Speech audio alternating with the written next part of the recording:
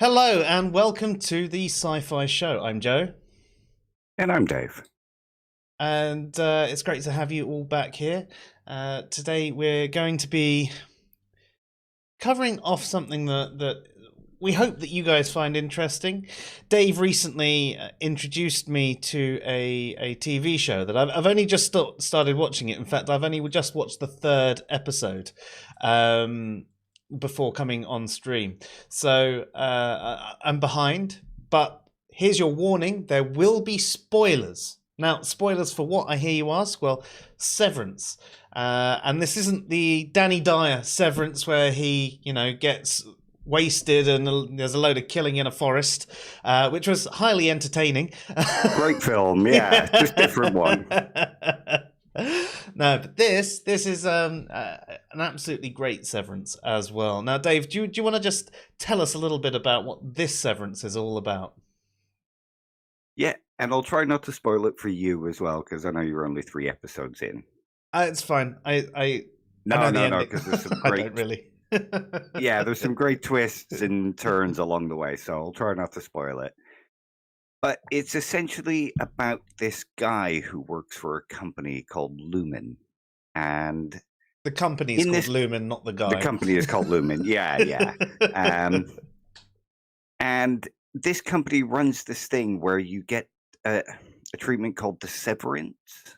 And what it is it's a chip that they put in your head that splits you off into 2 personalities or 2 distinct people, I guess you could say, which is something we'll discuss during the stream. But it makes it so that you're not aware you have an innie and an outie, as they call them. Yeah. Yeah, I The remember. outie is you outside of work, and the innie is the personality inside of work. And the one in work has no memory of outside of work, and the one outside of work has no memory of in the workplace. Yeah, and the reason they do this is because they're saying, the work is so sort of high profile, private, confidential that you can't even have any memory of the work when you leave that place. And the people who have signed up to, be these people, they've actually done it because they want to. They have fully relinquished the control. They know that the procedure is not reversible. And Yeah. The main character was a history teacher, and his wife died in a car accident. And after that, he found he couldn't go back to work because all he could do was think about it. So he went for the severance treatment, and then that allowed him to have a work life and not have to worry about grieving all day, and help him to overcome the grieving process. yeah, you do find that out in there. And that happens. You find out that one on the second episode, don't you? Yeah, it's like pretty quick in the show. Yeah. And the show actually opens up with just a woman waking up on a table. She's just lying on a table in a conference room. She has no memory of basically anything. She can talk, though. She can communicate. She seems very, very aware. She's frightened because she has no memory of how she got there or anything. And there's this voice that comes over and it starts talking to her, and asking about a survey, a set of survey questions. And obviously, she's getting. I have a survey for you. And she's freaking out. She doesn't know what's going on. Why do I have to answer these questions?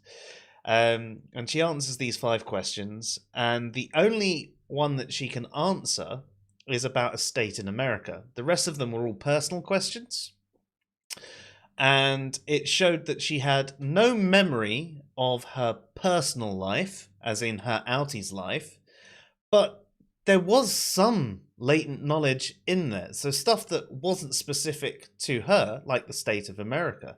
And you notice there are other people in there when they talk sometimes. They talk about things like beaches, the ocean, and so on and so forth. So they've got this outside knowledge without ever actually experiencing the outside as the innie. Yeah, it's pretty interesting. Because you got the actor John Turturro.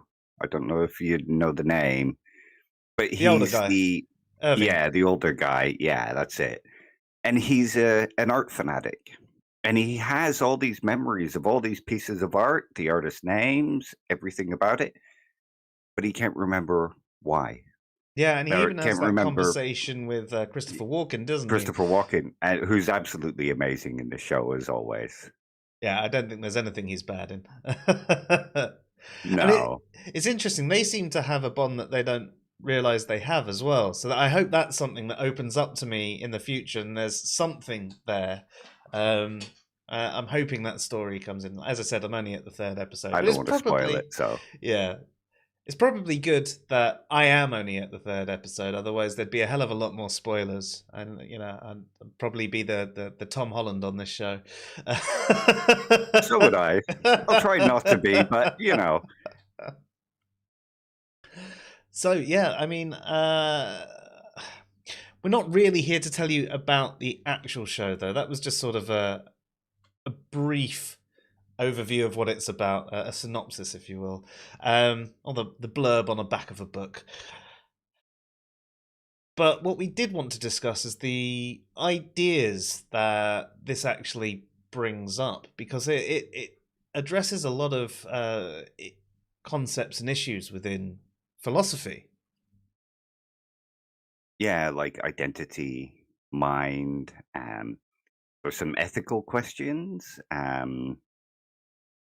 like not just questions of whether it's ethical to do, but questions surrounding, well, who's morally responsible for the actions at work?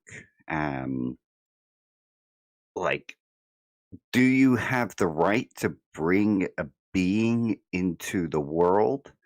Like, if we imagine that the innie is a distinct personality and a distinct person, do we have the right to bring that person into the world just to go off and do our work so that It's we don't essentially have to having a kid just to have some, labor. go do your work? Yeah. Yeah. And at the end of each day, you're essentially killing them because they They don't don't have any go outside anywhere at night. experience. Yeah. Um, and then you're resurrecting them the next day. They live in And Plato's cave. they kind of do, yeah. And there is elements of that as the show goes on as well. It's Oh, quite nice. interesting, yeah. So do you have the right to actually do that? Bring it Is it slavery? I mean, because they're not getting paid. They get incentives, Yeah, they like get finger little traps. trinkets at work, finger traps. They get like Is it muffin 5 minutes days? of music and yeah, like a muffin day and a waffle day. But they're Melon. essentially melon, yeah. But they're essentially doing all your work and you're getting all the pay. And you've got It, no memory I'm of doing the work either. exactly. I know it's your body doing the work, but it's not you doing the work. It's quite a complicated topic. Yeah, and it's not even a case of you essentially go to sleep and some automated process is just processing data or anything like that. You don't go into robo mode. It is a distinct personality taking over, or sort of a distinct Yeah, because personality. there is some blend of and Helly you Yeah, see as the show starts to go on. I think maybe by the third episode you've already seen it where it's not really taking. She yep. wants out of there. It starts to build on that. Um, and I'll sort of spoil it a little because there's an important question raised here. In that the inside personality just doesn't want to be there. She's like, nope, I'm not happy with this. I don't want to do this. I'm not happy with just being here during the day and then being blotted out at night. So I want to resign. And she doesn't even like the work either. No, she hates the work. Um, and they have to get permission from the Audi for her to resign. And the Audi says no. So does she have the right to say that that innie doesn't have the right to quit? Yeah. No, well, it's a tough one. I the gut instinct says no. I don't think she does because it's a distinct personality on the inside. Well, as we said, a sort of distinct personality. But I think maybe we should reel it back and discuss perhaps the identity stuff before we address the ethical question, because it might make it easier to understand where we're going with this. So I suppose that's where we'll start and go. What do we mean by identity, and what do you mean by identity, Dave? Well, if we consider something like Hume's bundle theory, where our self is simply this bundle of perceptions and this bundle of memories, and because we have these distinct perceptions and we have these distinct memories, we are a person, so to speak. We are a self. So if the innie has a very distinct bundle of perceptions, and the outie has a very distinct bundle of perceptions and memories, you would say that they're two distinct personalities, really, wouldn't you? Because the outie doesn't know what the inside of Lumen looks like, Mm-hmm. and the innie doesn't know what the innie doesn't know what the outside world looks like. So you could argue there's two distinct personalities there. I'd agree, and I'd also say that where there is the overlap in the personality is the self is influenced by the body. So they will be predisposed to certain behaviors and characteristics just from their biology. From the Um, genes and the way the brain is structured, yeah. And exactly. like you said earlier, they still have certain memories. Like they remember how to talk, they remember the artwork, they remember beaches. And there's an external thing to this, to Severance, where there's something called the Lumen letters. And it's something Apple put up, and it's basically a letter that an ex-employee wrote to a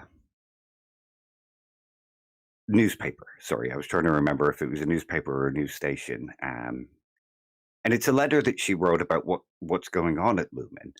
And she has a conversation with her innie as if it's two distinct personalities.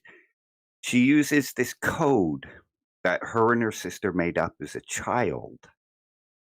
Um, and the innie starts to recall the code as she goes on and works. So they start writing these letters to each other. She writes them during the day, the innie, and leaves it in the pocket. And then the outie gets it at night and reads it and then sends it back in that code to the innie. Um, so they still share certain common childhood memories, but have very distinct bundles of perceptions. So it's not so much two distinct personalities, but a branched personality. So if you think Mm. of it in a sort of transporter problem kind of way as well. Yeah, different Rikers. Like if they did the Riker but then wiped all of his personal memories. Yeah, so it became a new personality, but with these very vague childhood memories. Mm. Yeah. That's really interesting. Um, so obviously they're two distinct selves, or a branched self sharing the same body. Yeah, and this kind of brings you back to something like Locke, Mm-hmm. with the man-person distinction. Now, one of the thought experiments you could go with here is the Prince and the Pauper, or the Prince and the Cobbler, or Socrates and the Mayor. So imagine you have a, a prince who wakes up one morning and he looks down and he sees his hands and they're all knobbly. Um, and he looks in the mirror and he sees like a pockmarked face that's all bloated from tanning. And He sees that he's got all these memories of himself as a child being the prince, but he's now in a different body. Um, and the cobbler wakes up in the prince's body. He's got all his memories, um, but he's now in this new body. You would still say he's the cobbler, wouldn't you? Mm. Even though he's now in the prince's body. Yeah, definitely. Um, But and the is it same with the now his prince. body? That's it. Yeah. And if you think of that in terms of Severance, if this distinct personality now wakes up in his body, is it now his body? Mm. Yeah, I mean, it's their shared home, but essentially, as their distinct personalities, you'd say that they're responsible for anything that they do for their own body. Because Yeah. it's a shared body. It's neither one nor the others, really, but for the time that they're active in it, they're responsible for what happens.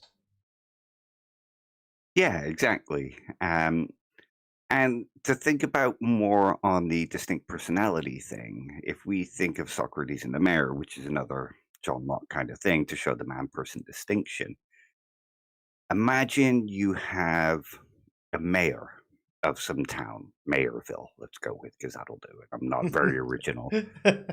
Um, Now he is the mayor during the day, and he runs the office and all this, and then he goes to sleep at night, and he wakes up an hour later, and he's Socrates, um, which is a very distinct personality. I mean, it's not quite the same as Severance because they're two very distinct Mhm. personalities.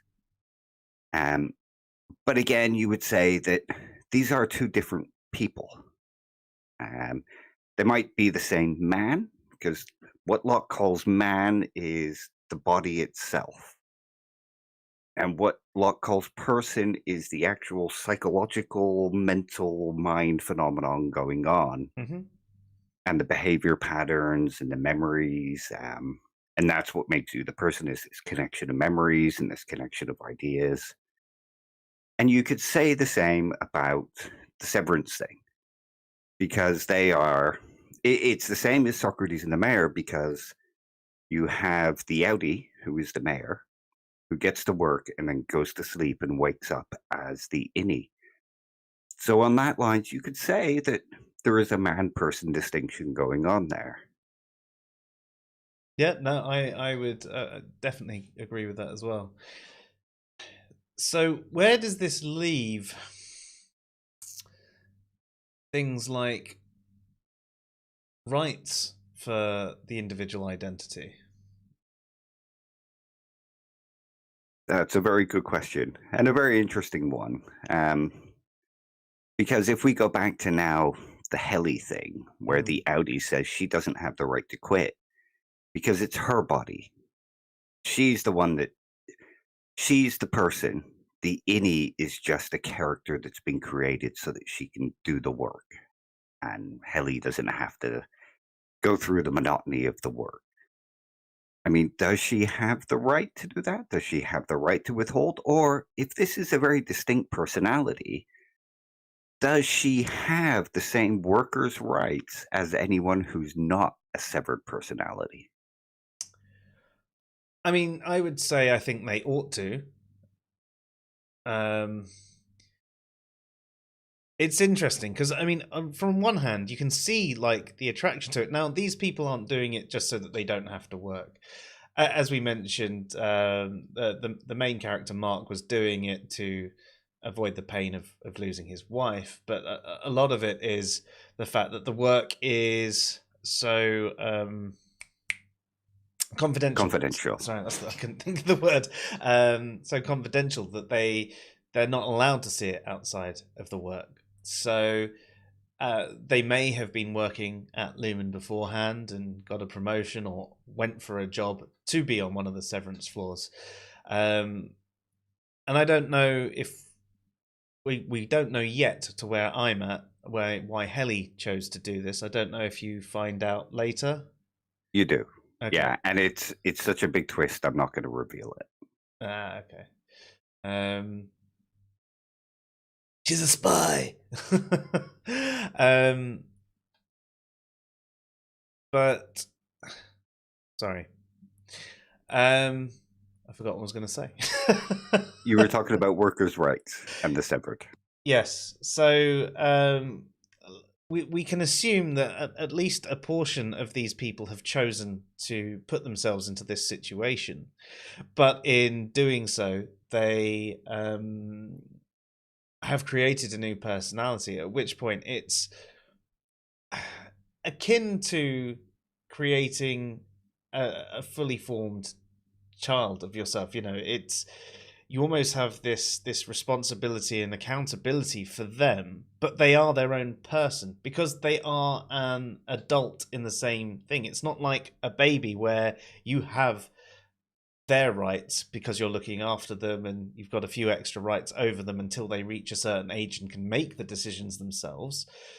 They are an adult. And the thing is the Audi can't watch over them because when one's active, the other's not.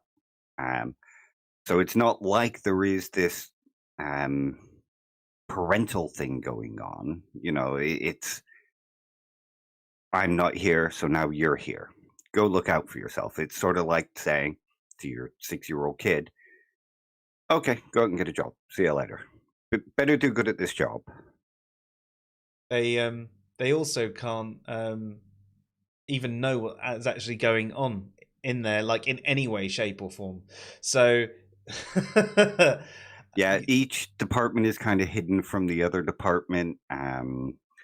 You sort of see the thing going on between Christopher Walken and John Turturro, but they're not really supposed to fraternize with each department or anything like that. It's all so hush hush that they're not even really supposed to bond at work. It's just that they have no choice but to allow certain levels of bonding. Yeah, I mean that's one of the things that you noticed from the start. Their chief has disappeared, and they don't know why, and they're not allowed to know why. And it's the outside one. They just say, "Well, yeah, if someone doesn't choose to come back, then you won't see them again." Yeah, and if you quit, and this is another one of the interesting things, if you quit, your innie never comes back. So have you killed them? Yeah, to a degree. You could argue, do they exist at all? But they seem to. But they seem to, yeah. I mean, they might exist only in this space, but if you think about, you have a certain version of yourself at work that only exists at work, but it's still you because it's you being performative at work. Mm-hmm.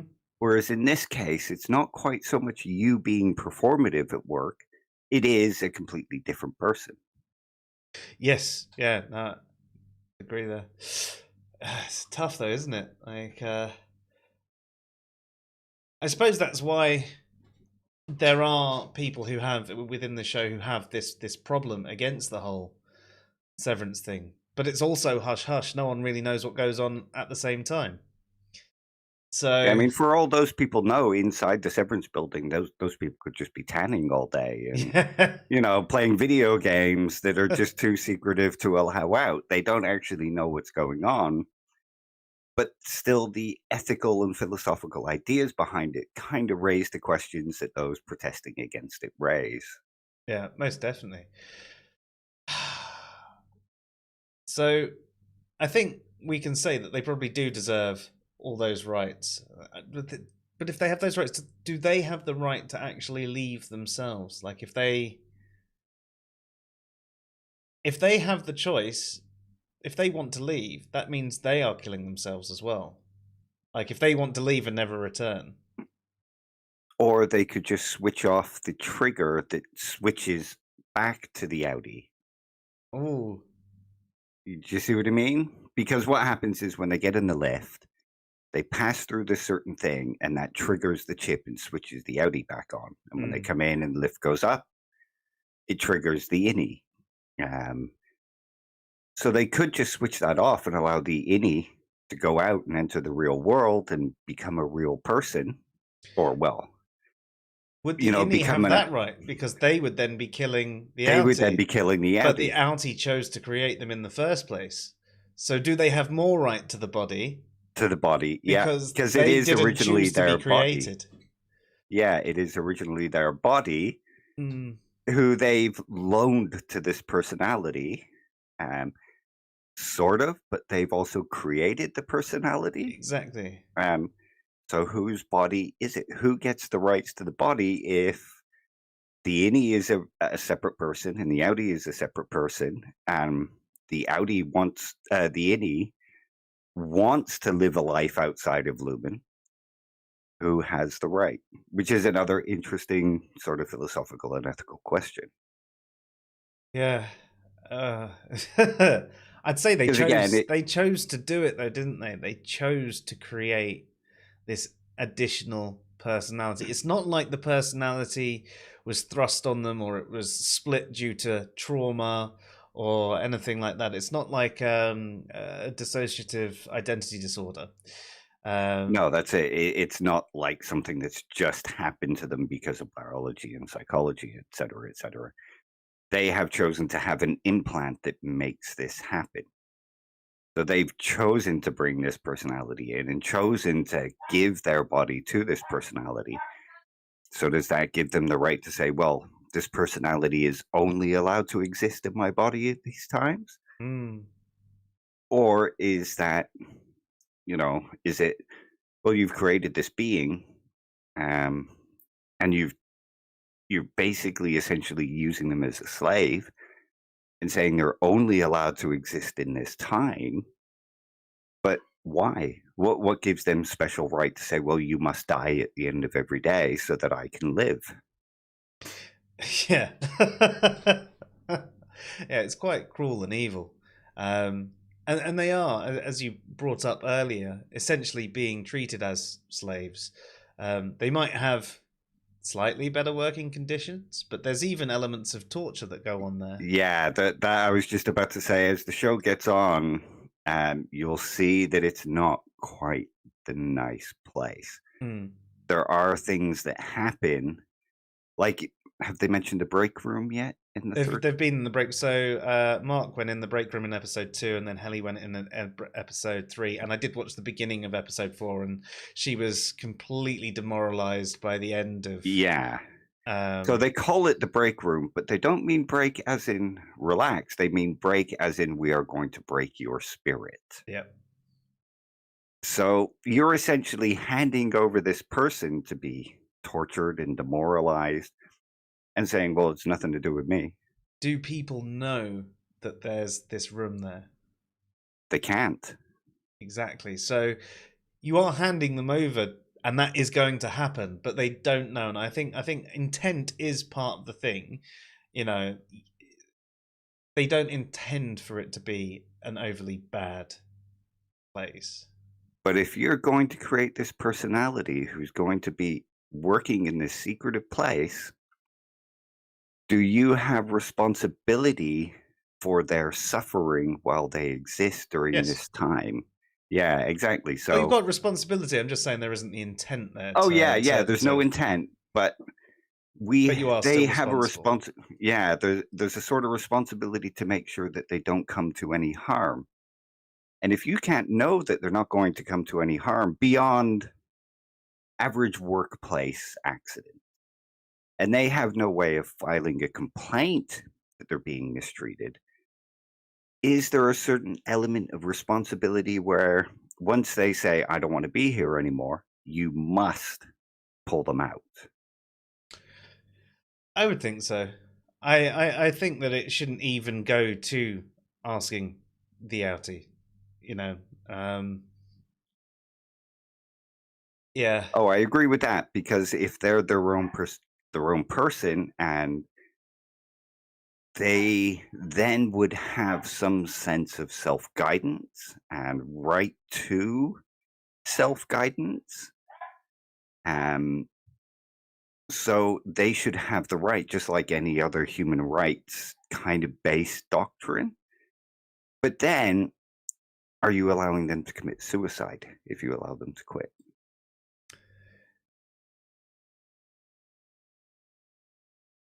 sort of.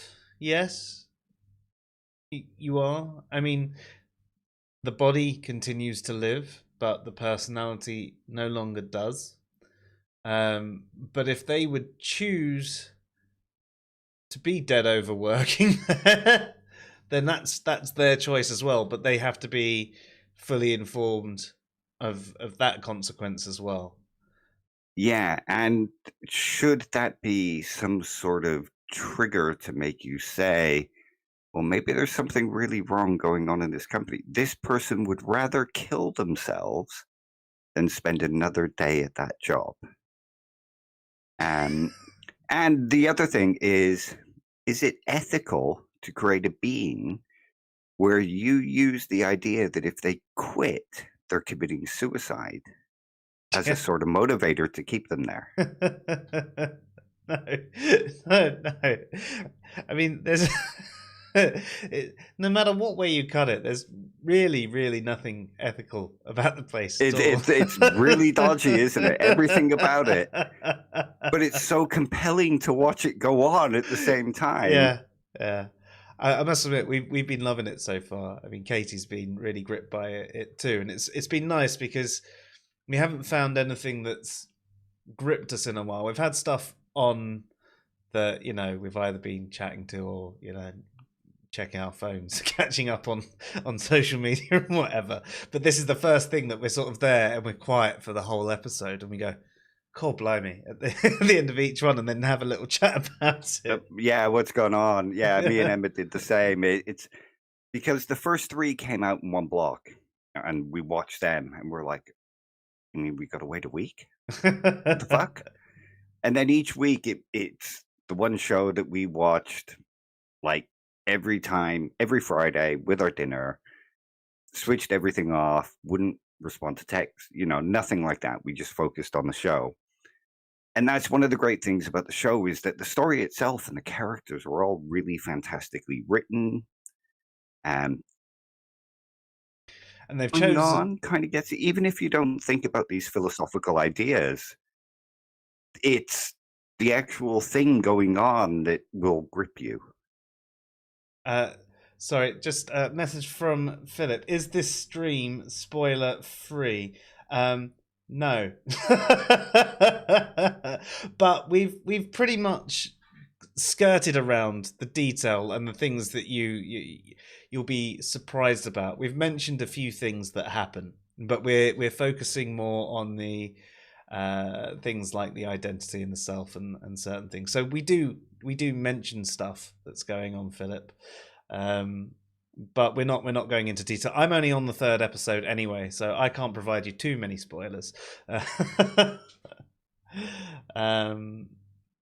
yeah, you do have to learn certain points, as Dave's just said in there. Know what the show's about and certain things that the characters do,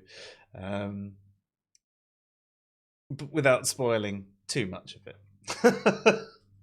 Yeah, I'm not giving away plot details like that. It's more just, even if you only basically know what the show is about, where it's these workers who have this procedure, that's what we're discussing rather than the actual show, even though we're sort of discussing the characters as well. But there's nothing that is going to be given away. Yeah. Because it's too good. I wouldn't ruin it. The joy of what comes is not something I would want to ruin for anybody. No. This is Dave's only nice thing he's doing for the year, by the way.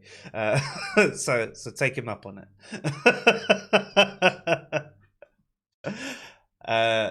No, it's yeah, I don't know how you get around the rights issue though in any way. It's there's nothing about it. I mean, the workers are scared, but some of the things in there, they have really odd fears that haven't opened up to me why they're odd, but other than they have no other outside experience. So should I mention the soap? Oh, yeah, go for it. I don't think that's a spoiler. No. So there's this one point of no, you can't do that. You don't want them to switch to the bad soap. Just like, what? It just really dries your hands out. Like, what is this bad soap? I don't know if you find out if there is anything more sinister than that, but it's just something No, that you comes don't. up. But they're scared about so many things that could happen in this place, and they actually find their work that they do scary. And at the moment, their work doesn't make any sense to me. It never actually kind of does. Oh, really? Yeah. And the work is kind of interesting because it's all about emotions.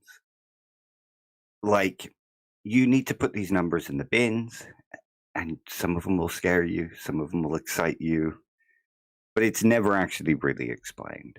Uh, Maybe that'll be something that will come out in the future. I think that's more a season 2 thing, yeah. Yeah, I mean, yeah. there's only 9 episodes in this season. Which is odd for an American series as well. Like that's Yeah, closer even to for a Apple UK Plus. series. Yeah. Yeah. And I think it's if you think about how kind of brave this show is, um, it's taking a lot of chances and it's being very different and it's being kind of on the nose as well when it comes to like what work life is like. It's taking it to an extreme, but it's also still kind of on the nose. Um, and I've seen a lot of people complain about how weird it is and how odd it is and how they're not gelling. They like the ideas, but they're not gelling with the show itself. I Oh, mean, if you really? think about even the theme tune, it's got this really weird dissociative Yeah. kind of sense to it that, the piano theme. Yeah. So a lot of people, they're not quite gelling with it. So I'm guessing they didn't want to risk doing a super long run, throw it out there, see how it goes. And if it does well, it's also doing very well. There's a lot of like really good fans, but a lot of people aren't enjoying it at the same time, unfortunately. I can't imagine it'd be something that it is everyone's cup of tea though. It's well, as we mentioned, it's quite dark. You know, they're if you actually put yourself in that world where there are however you see it, you're either one of these people that is trapped down there and your only life is work, uh, or you're one of these people who can see what's going on from the outside, that there's obviously something wrong going on. um yeah. And that isn't how most people like to feel when they're watching TV. Their average, watching is your sitcoms and your reality TV crap. Yeah, I mean, I got to admit, I love stuff that I can just switch off. I can just switch myself off, watch, enjoy, Hmm. like the old Jackass films. I can put them on and laugh for 90 minutes and not have to think, and that's a good feeling. Definitely. I mean, I love sitcoms Yeah, myself though as well. Like, yeah. and I used to love the CKY movies as well. I actually preferred them to the Jackass ones. CKY? It was what they did before Jackass. Ah, right. Okay. Bands Yeah, are like yeah, the first stuff, yeah. and yeah. Um, but yeah, there's nothing wrong with having something that you can switch your mind off to. But I think that this is something that is, especially if you're someone who has quite a busy day as well. It can be a bit much to be getting your mind working overdrive on this, and you might sit there afterwards going, "Oh, and what about?" and "Oh." Yeah. To some degree, it kind of reminds me of The Good Place, where there's a sort of multi-level thing going on. You can just enjoy it for what it is.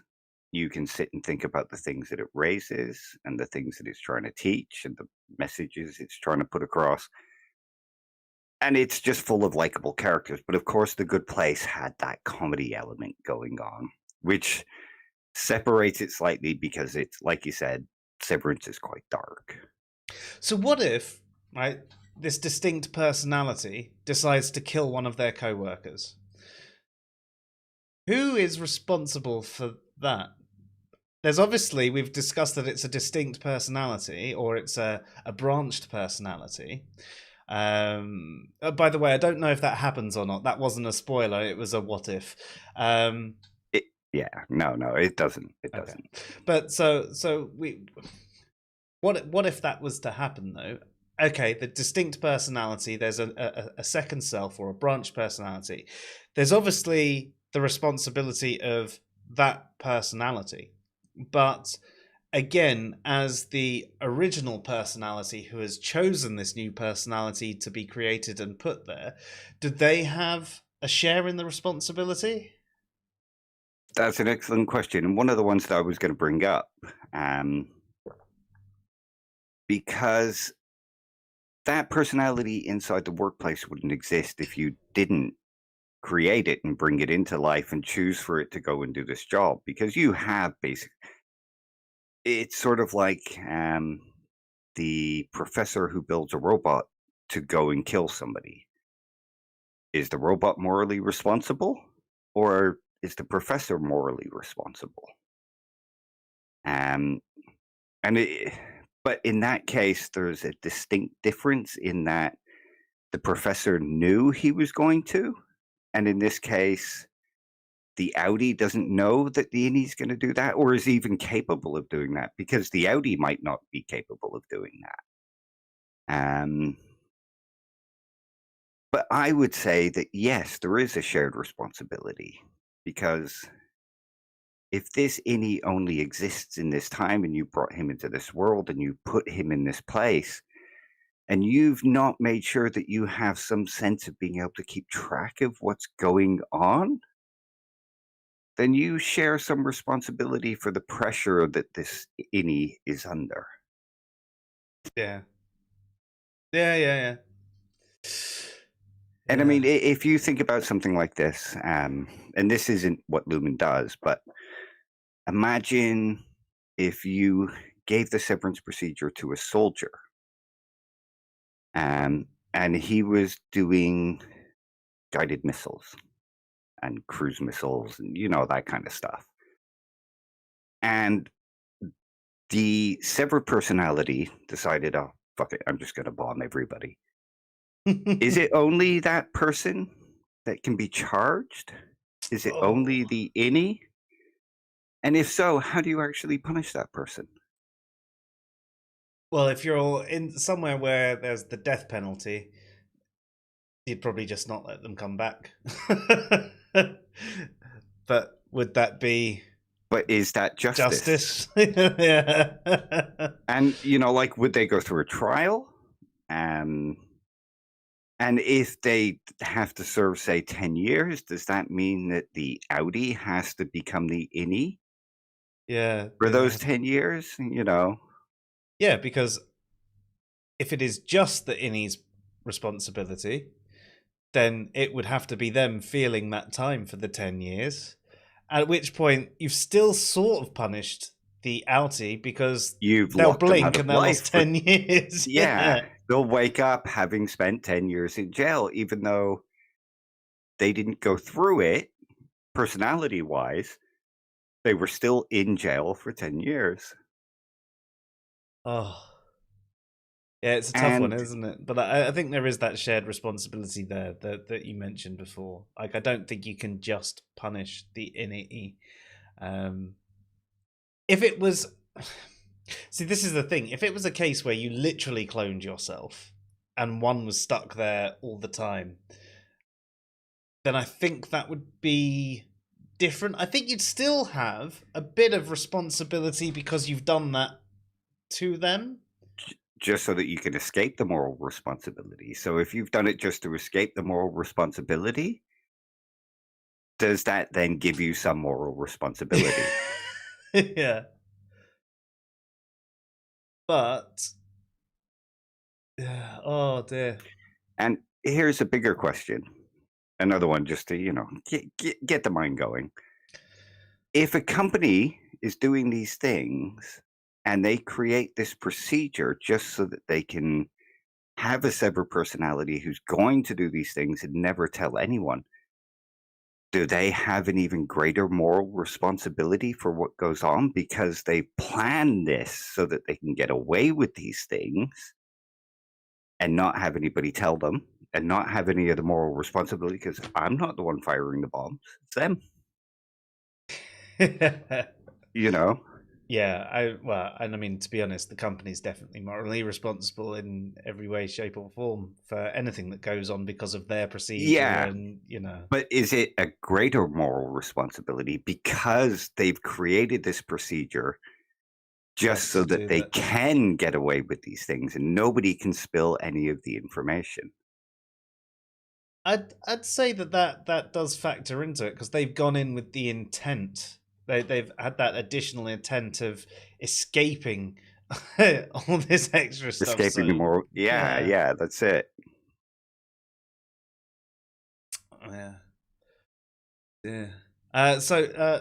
Lone Wolf has says, oh, hang on, I've got random buttons appearing on my thing. Lone Wolf says Altered Carbon sort of covers this pretty well. They have a whole system of you being freeze locked while your body is rented out for others,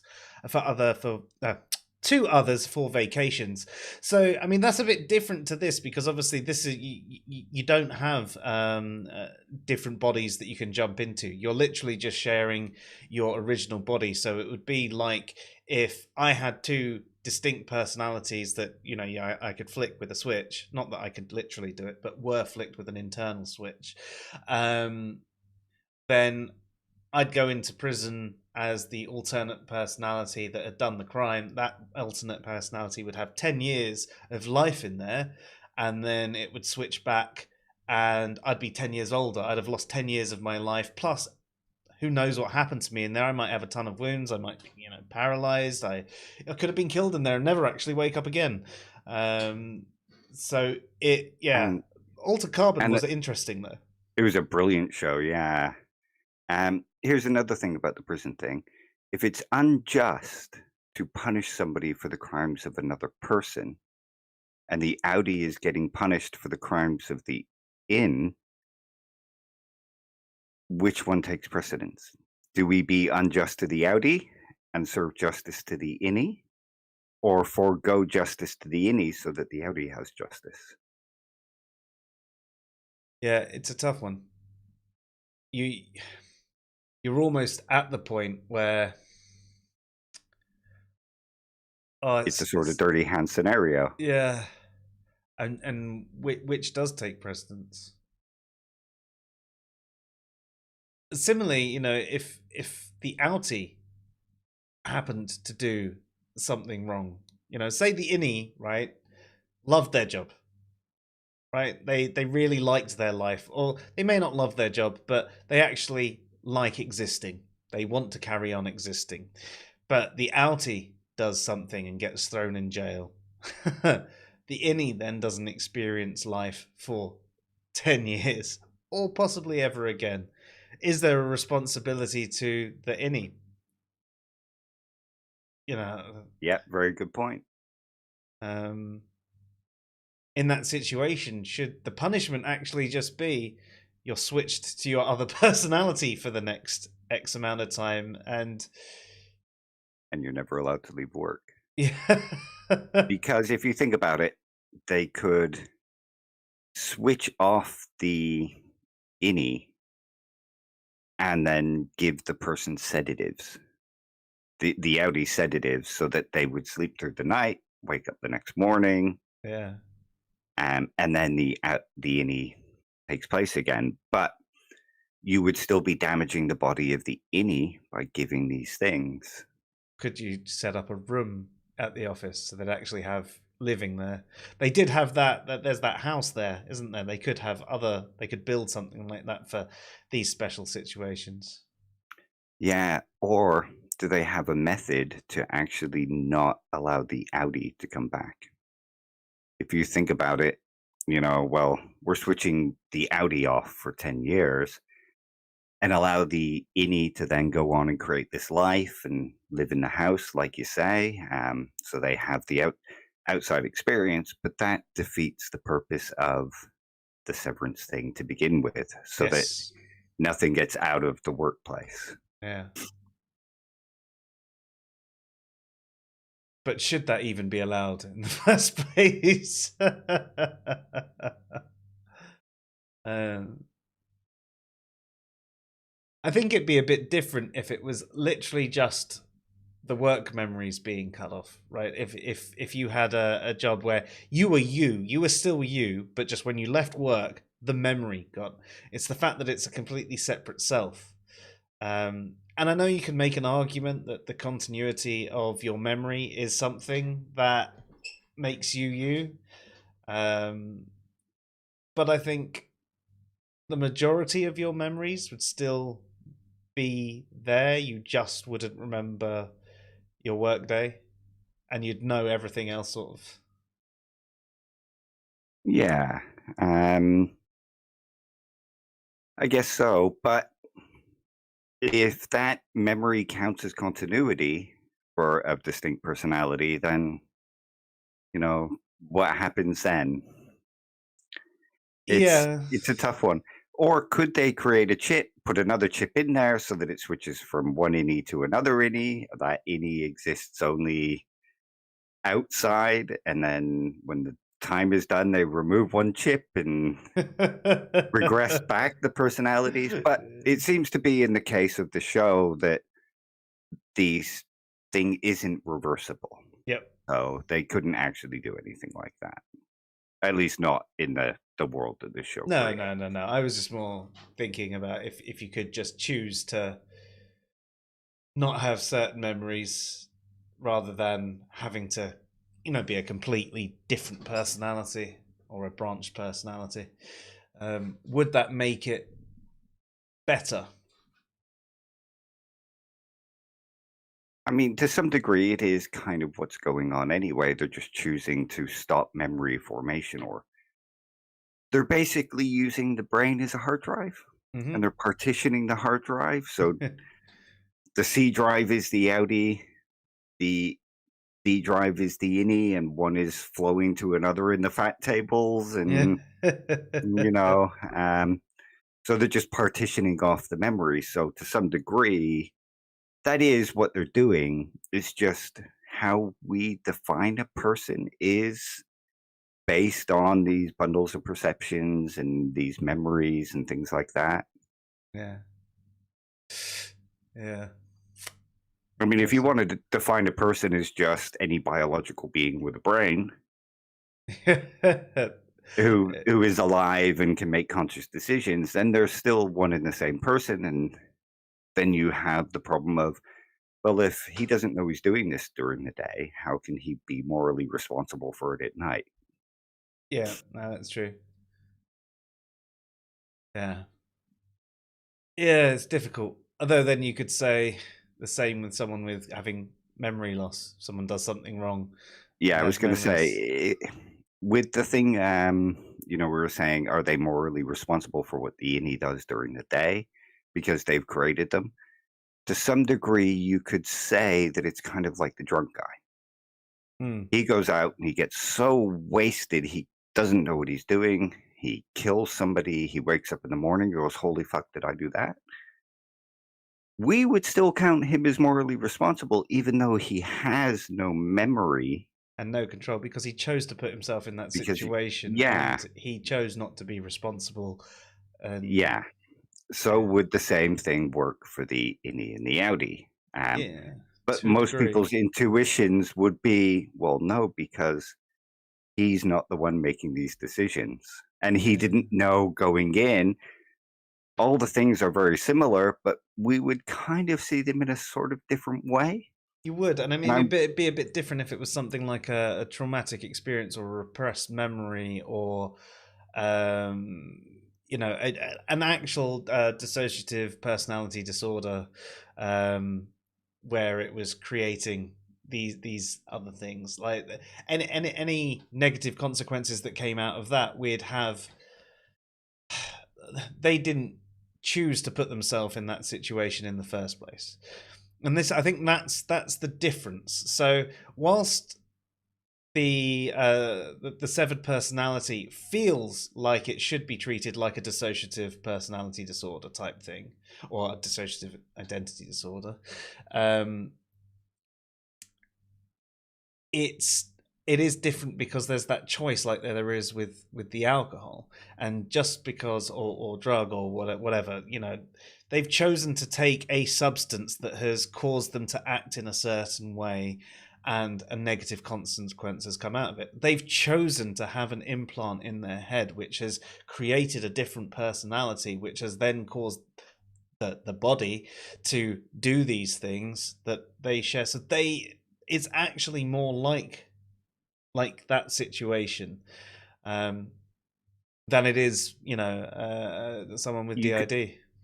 you could throw in another kind of spanner here and say, well, what if the company they were working for told them that all they were doing was working on confidential files and the information couldn't get out? Nothing that they would do would have an impact on the outside world, even though once they get in there, everything they do has an impact on the outside world. Does that limit the responsibility?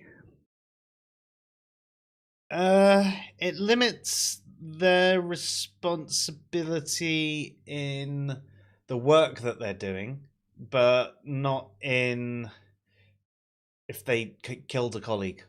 Back to that example, if they killed like a colleague, just like someone at their level, not someone who's forcing them to do the work, but Suddenly snapped and stuck a stapler in exactly. the eye of the guy next to them, yeah. And if you think about the way the offices are kind of like, or the office, because you only really see the one, don't you? Mhm. The way they've got the chairs and the desks situated, they're not actually close enough to each other to do anything to each other.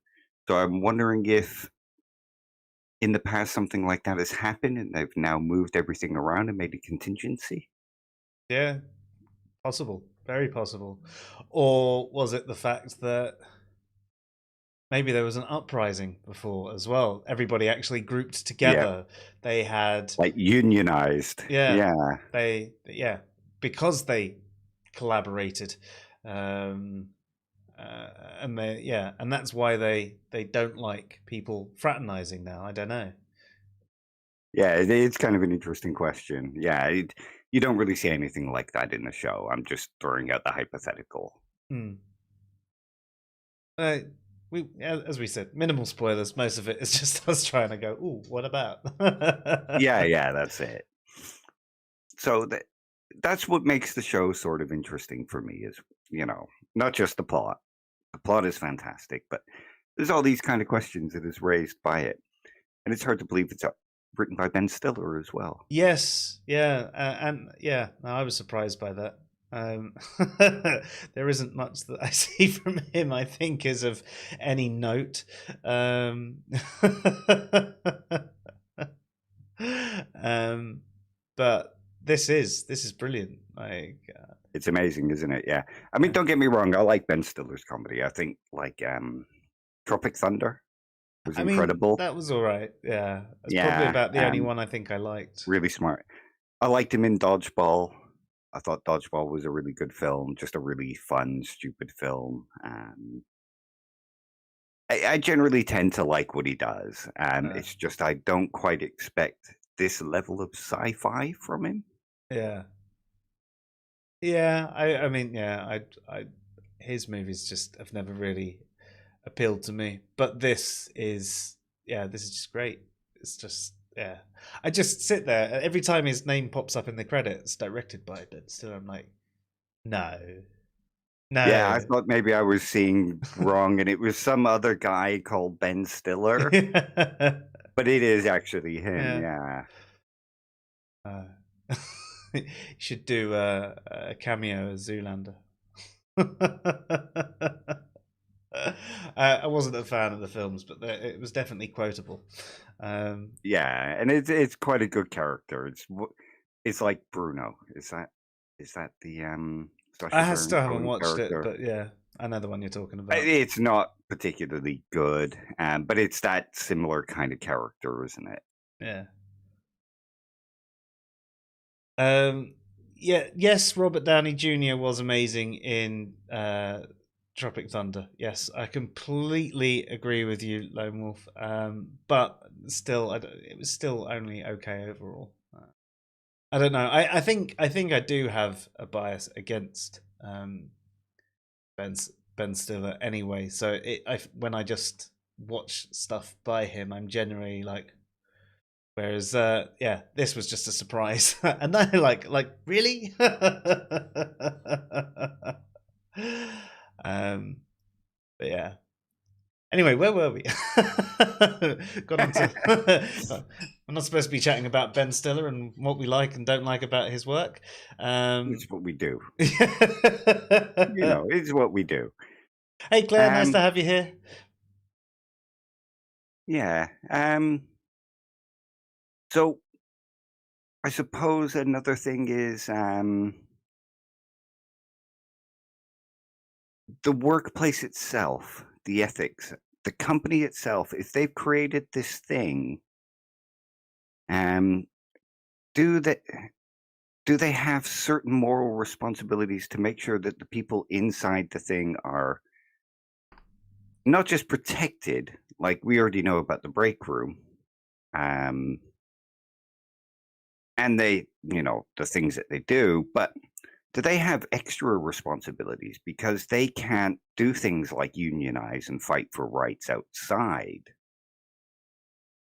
in the same way that any other worker could, who could, have meetings after work and say, look, this is what's wrong with the workplace. We need to fight. We need to protest. We need to picket.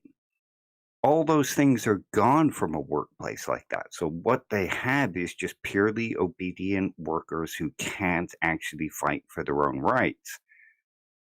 So then, does the company have extra moral responsibility to make sure that not only those rights are being met and protected, but say allow outside organizations in, and which would defeat the purpose of the severance?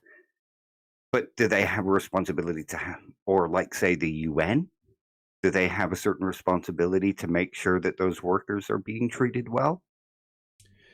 Yeah, I think so. Though isn't I suppose thinking about employment law, very different in America as it anyway as it is in England. And I know there are other countries around the world that have it a lot better than England, but I'd say that we definitely have it a lot better over here than you do as Oh yeah, standard most in definitely. America. And I almost see this as like the if America felt they could get away with it, this is how they actually would treat their employees. Like Lone Wolf said in the thing, is severance a natural consequence of Amazon employees unionizing? And while that's a joke, I sort of see there is an actual point in that, and I think a company like Amazon would do that if they could get away with it. Because let's face it, Jeff Bezos is a prick, and he's kind of a dictator when it comes to work. Now, imagine if he could have it where he's working these Amazon workers in that way, but and where they have to pee in bottles, they can't take breaks. If he could get away with that and have this system where it wouldn't allow them to leak that back out, I have no doubts at all that he would do it. Not good at all. And here's the other thing. Could a company get away with not giving pay rises? Like, could they tell the INI, oh, don't worry, you're going to get a pay rise? You know, uh, and then never give the Audi the pay rise, or tell the Audi, well, you're working there, it's adequate, but it's not really deserving of any kind of pay rise, even though you're being worked to the bone inside that workplace. Well, that'd be mean. Oh, do you know what? Sorry, I've just been distracted by the fact that earlier we were having those camera issues before we started the stream. Yeah. I've just noticed that the alignment's like completely gone on on it all, and I obviously didn't fix that before the stream. Sorry, that just completely threw me off. So yes, no, I'm with you there.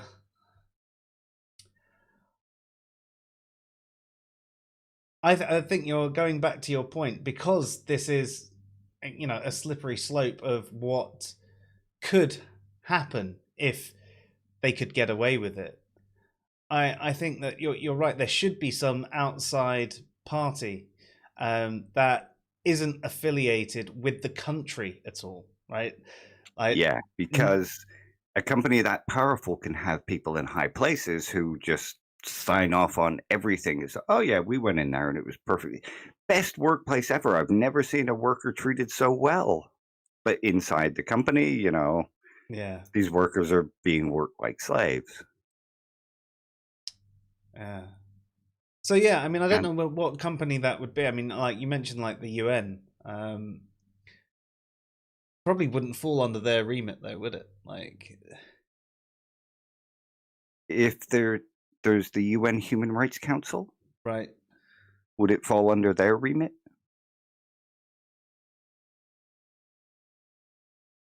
Yes, I guess it would.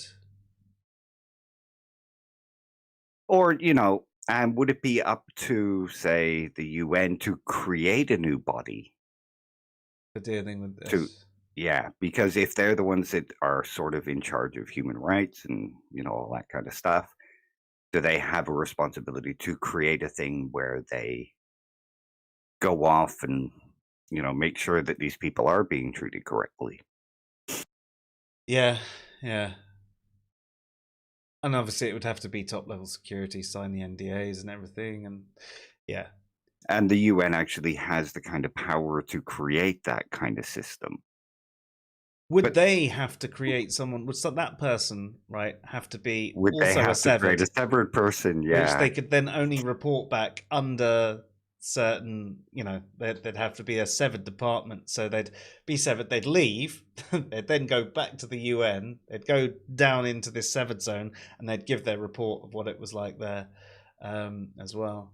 But then are the UN also breaching all those morality things of having created a person to exist only to do certain jobs, and they're guilty of killing a person at the end of each day? Yeah, you're back to the same problem. So basically, Yeah. we just never let this happen then. No, we should definitely never let something like this happen. But it is an interesting idea to Oh think yeah. about. And to be honest, I think one of the scary kind of things about it is that there would be a lot of people that would be tempted by something like this because they Sure. wouldn't think about the The ethical kind of, yeah, considerations. they No. wouldn't think about it. They just think, okay, well, I can just go off and not Skip suffer the work. monotony of work. Yeah. And another one reason I don't think this would actually happen, maybe in certain circumstances, but I don't think it would be general, is that as we go on more and more, life and work are meshing. If you think about, you have to always have your emails ready. Um, Lots of people do work from home. Um, yeah. Um, This is but my even in the office. case of, well, even in the case of people who go into an office, if you think about a teacher, um, they still have work to do at home, marking papers. There is a blending of work life. There is no separation. There is no work life balance. But I suppose people like that might also be more tempted by it because I don't have a work life balance. I want a work life balance. You could create really effective spies though by doing that. If you actually had different spy personalities in it, so people could you could actually train up a number of different.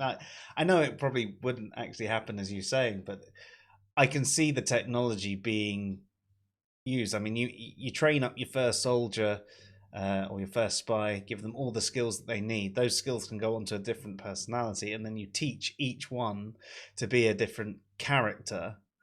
Um, Think about a Manchurian candidate. Um, you could have this guy living his everyday normal life. What was the name of those stupid experiments in the 60s and the 70s by the CIA? the ones with acid, Yeah. What the hell was the name of it? goats. No, that was the men who stare at goats. Uh, Oh God, I can't remember. Kaczynski went through it. But that thing, anyway. Imagine if you could implant. No, not Project Black Book. Let me just search it up.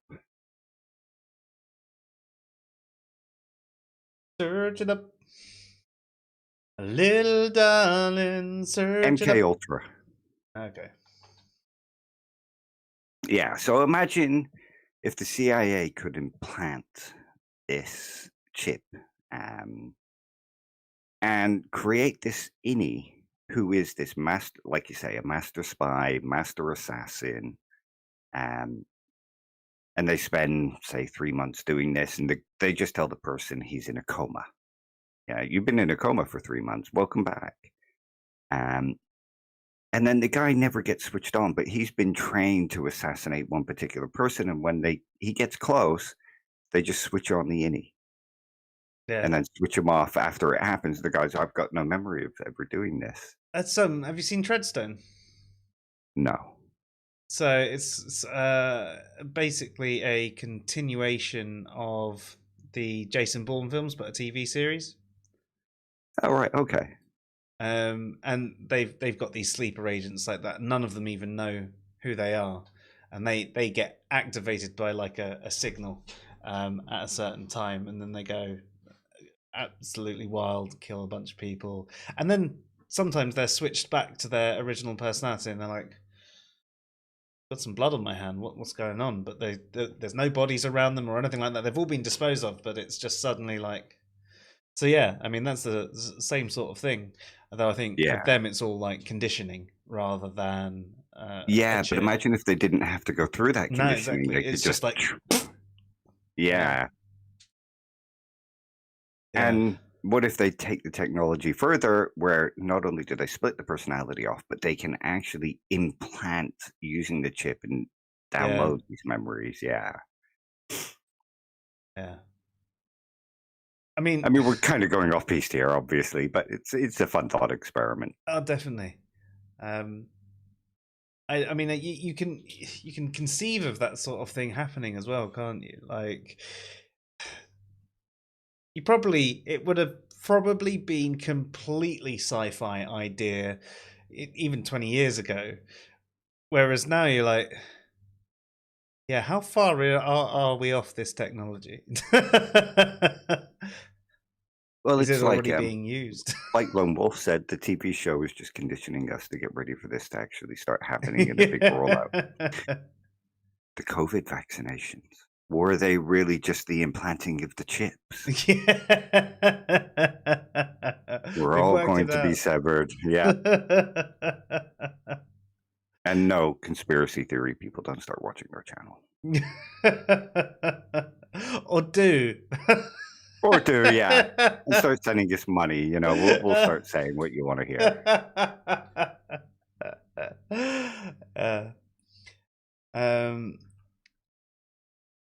So Lone Wolf was saying Project Black Book was the UFO research project, but I believe Terence McKenna and Tim Leary were both involved with the MK Ultra at one point.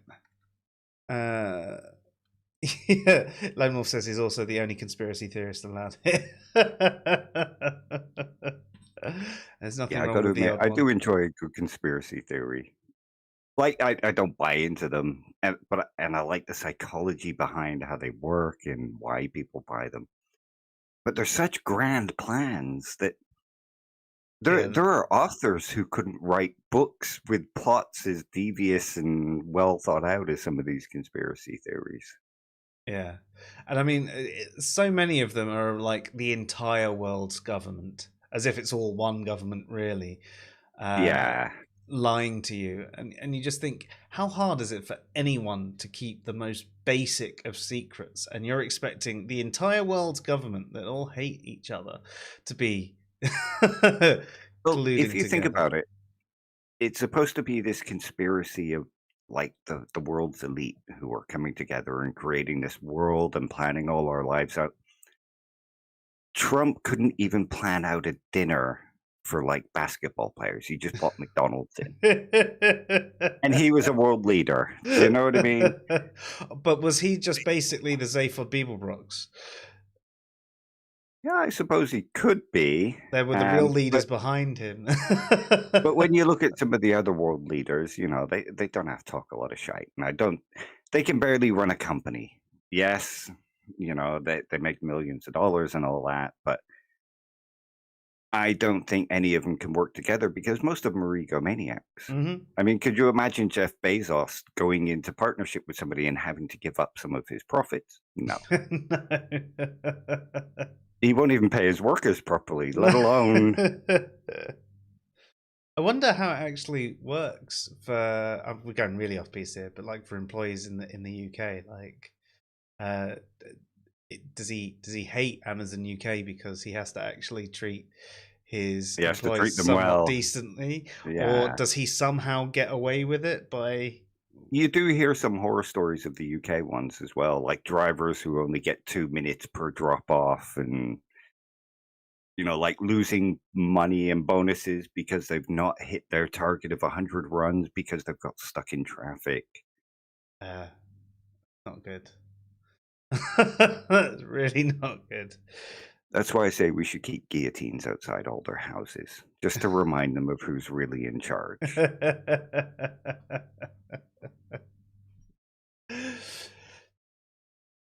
So back onto the topic of tonight. We should sever Jeff Bezos and Donald Trump. Their heads, anyway. No, but seriously,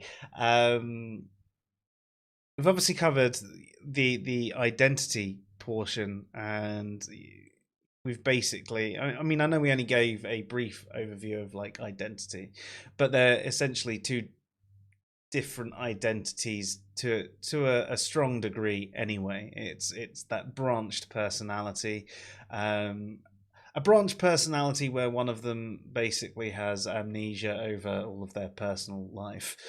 Yeah, that's a very good way to put it. um so they would both be responsible for their own decisions as well, but there is Well, additional, sorry. here's one to throw in. Like you mentioned earlier, they're more like children. Hmm. Um, if you think about how excited they get by finger traps or a Yes. waffle party or a song being played for 5 minutes, they're like and everything is new to them all the time, and they get excited by these new things. And they get worried by little things like bad soap. Little, yeah. So they're more like teenagers. Hmm.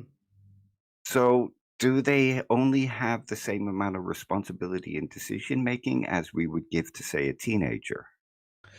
Yeah, no, I'd go with that. That's what I was gonna sort of say. Like they do have responsibility for their own actions. They both have responsibility for their own actions, but the Audi has that additional layer of responsibility, um, and they're not fulfilling that in any way, shape, or form because, well, they can't. And There's no way to actually do it. They're just handing over this person to this company to do with what they please. Sure, it might be their body that they're also handing over. And have you seen the part where they leave the note on Mark's window?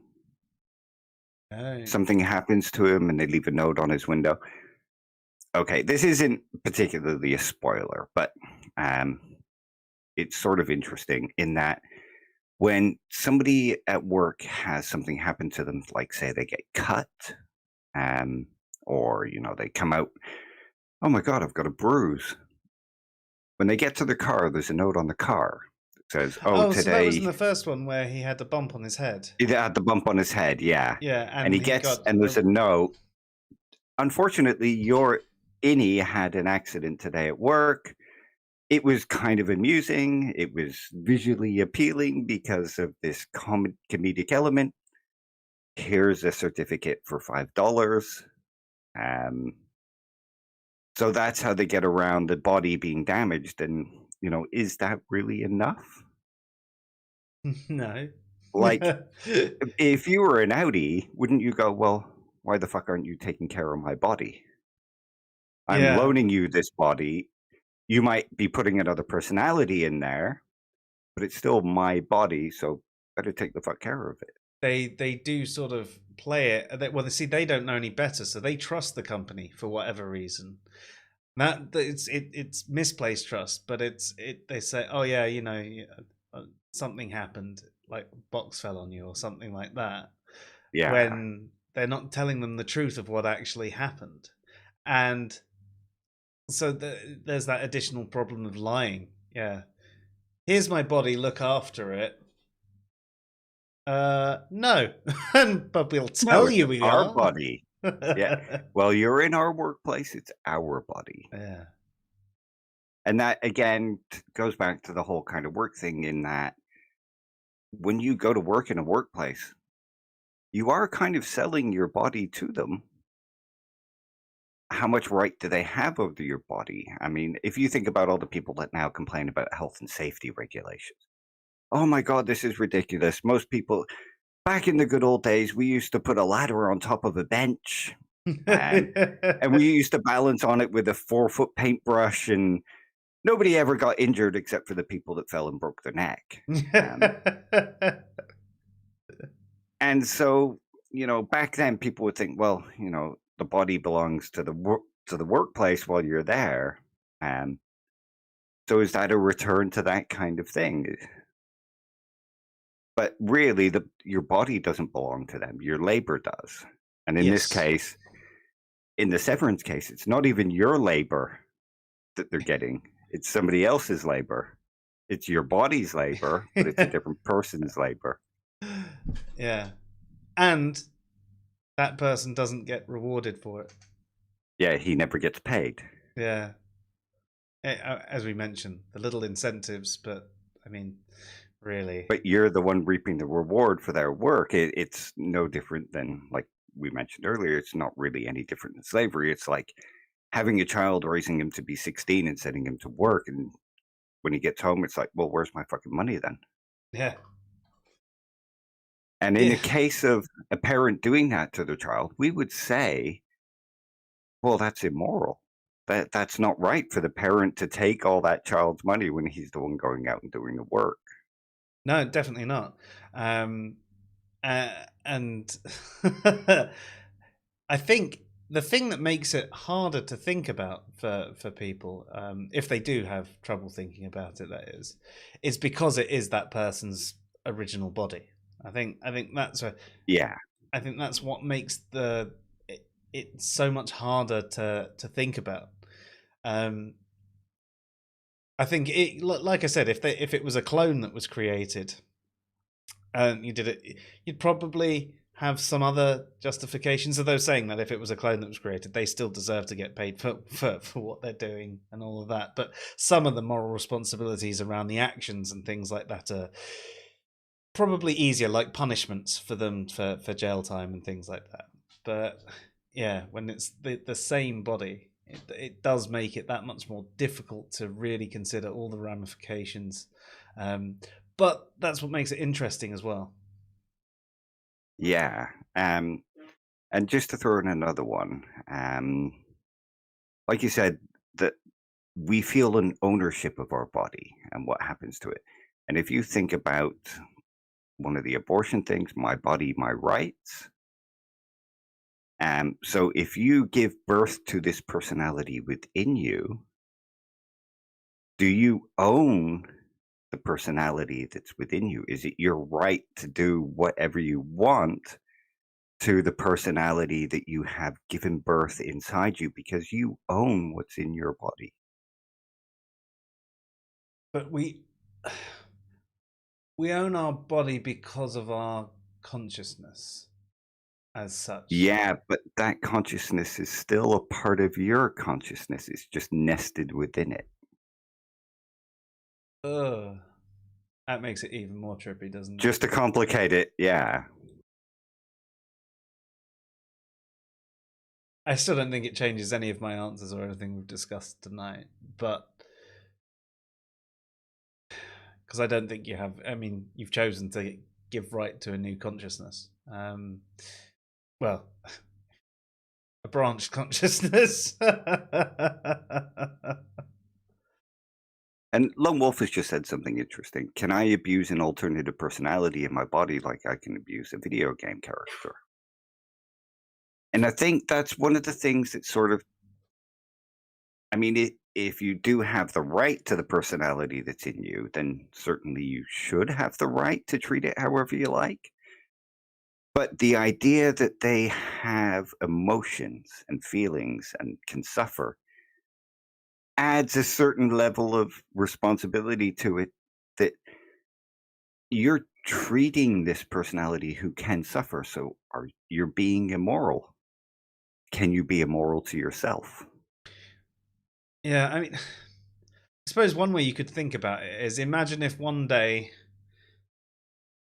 just happened, right? You grew a conjoined twin that was essentially like a half clone of yourself type thing, but it was still attached to you, and you had this you're sharing the body, and you can sort of both control it at different times and all of that. Do you have the right to just kill that one that grew out of your body? That's it. Yeah.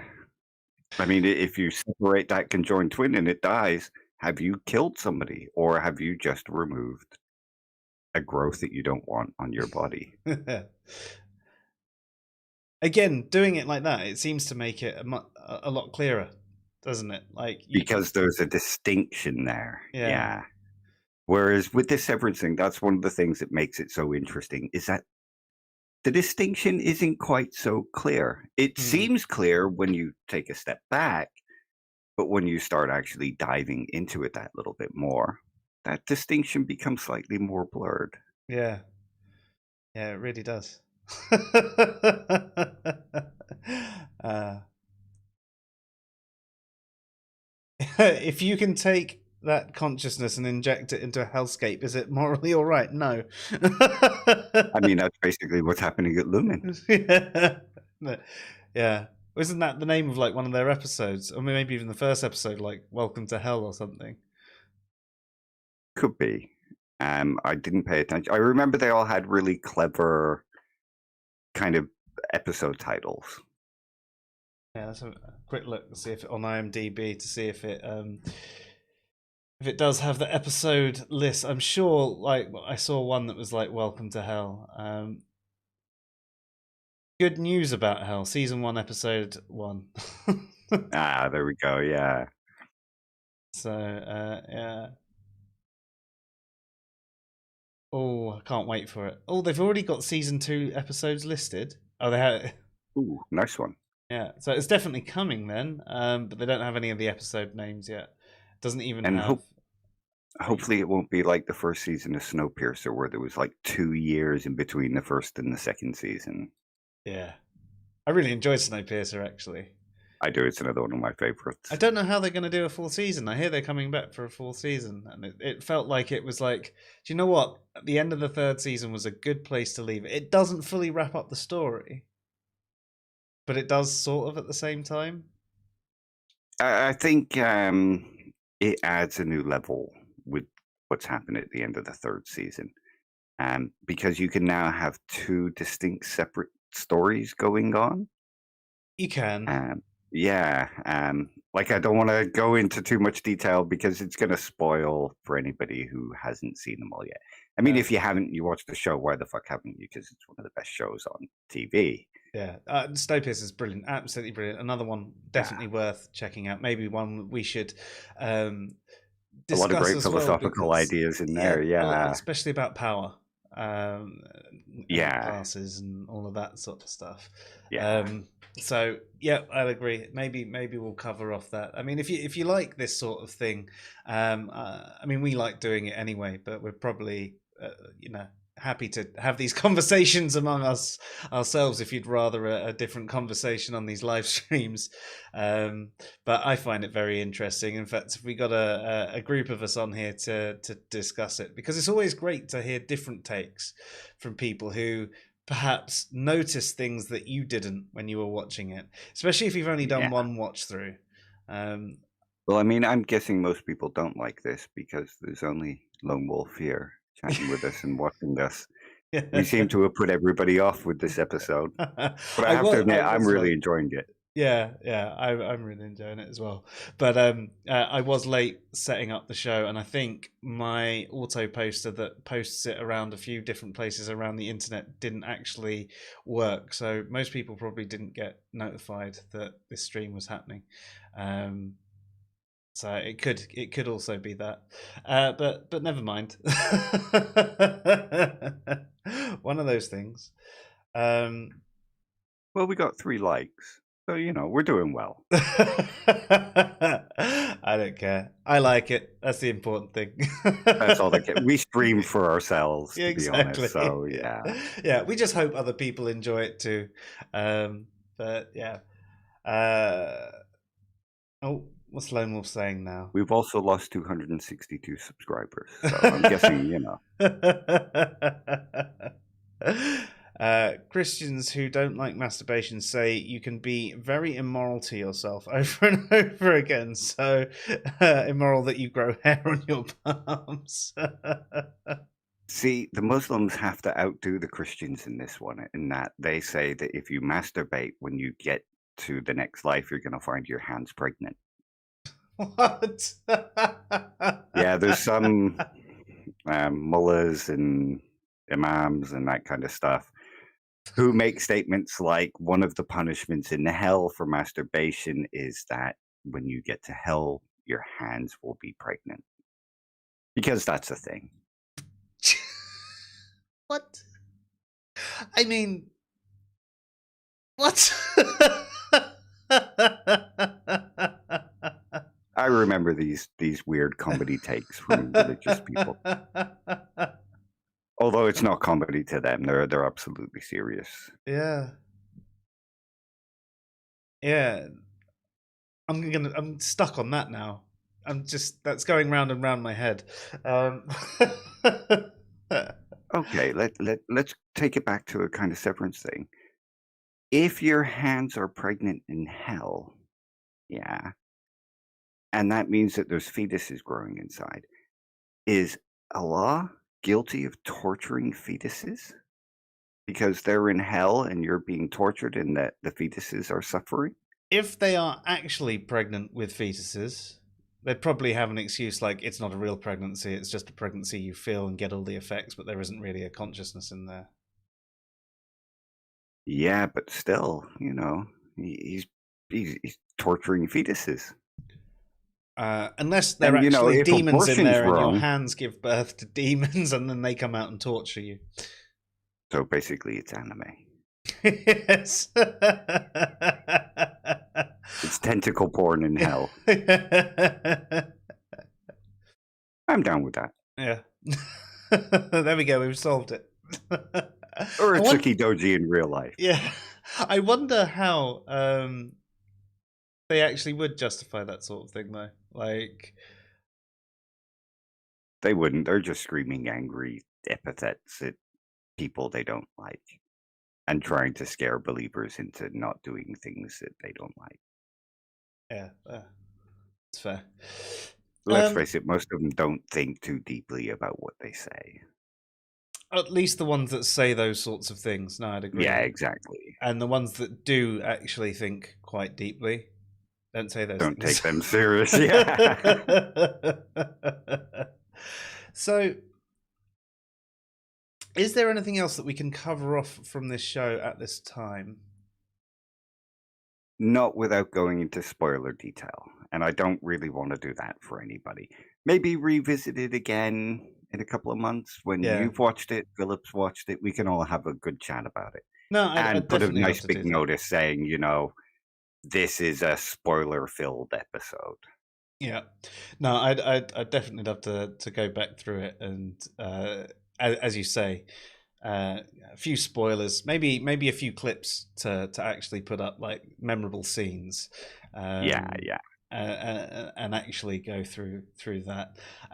Yeah, because there is some stuff that's raised later, as you'll see, that is really worth talking about. But talking about it will spoil the show. Like I say, it's not something I want to do, but I want to get out to people just how great this show is and how interesting it is and how interesting the ideas are. And say, go out and watch this. It like I did with The Good Place. Yeah. I was really late to The Good Place. Actually, it was you and Kristen talking about it, And it was always one of those things that I was like, yeah. And then I'd completely forgot that either of you had been suggesting it. And I just randomly went, oh, what's this thing? Well, that looks like that could be funny. And it's like, you'd probably been telling me for about a year or two to watch Yeah. it. And those are the best kind of shows, though, where it just kind of sneaks up on you, you know. And like we went into the show, me and Emma, with not really knowing anything beyond the tagline, basically. You know, the like 4-line synopsis that you get on a download site for a show. Not that I downloaded it, you know, because I wouldn't recommend illegal things ever.